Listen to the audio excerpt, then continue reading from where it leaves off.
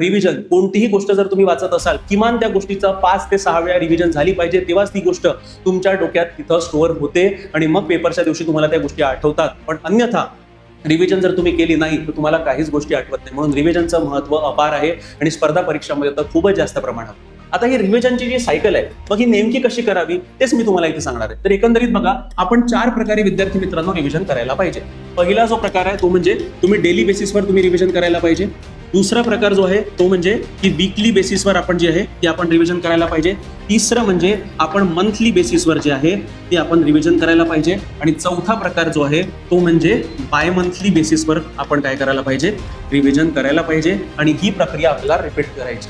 आता याच्यामध्ये बघा, जनरली जेव्हाही तुम्ही एखादा टॉपिक वाचता तर सर्वप्रथम तुम्हाला डेली बेसिसवर रिव्हिजन करणं आवश्यक आहे. डेली बेसिसवर रिव्हिजनचे 2 प्रकार पडतात. एक म्हणजे तुम्ही सकाळची रिव्हिजन, मॉर्निंगची रिव्हिजन, आणि दुसरी म्हणजे रात्री झोपण्यापूर्वीची रिव्हिजन.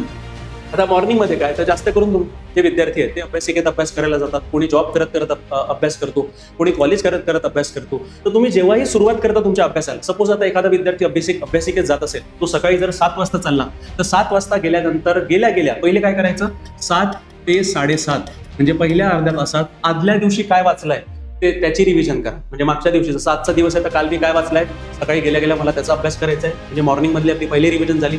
मग दिवसभरात जो काही तुम्ही अभ्यास कराल, मग रात्री जो तुमचा शेवटचा वेळ, म्हणजे सपोज आता तुम्ही 9 वाजेपर्यंत जर अभ्यास करत असाल तर मग शेवटला अर्धा तास म्हणजे 8:30 ते 9, तर हा शेवटला जो अर्धा तास आहे तुमचा रात्री झोपण्यापूर्वीचा किंवा अभ्यासिकेतून निघण्याचा, त्या अर्ध्या तासात तुम्हाला दिवसभरात तुम्ही जे काही केलं आहे त्याची रिव्हिजन तुम्हाला करणं अपेक्षित आहे. आणि अर्धा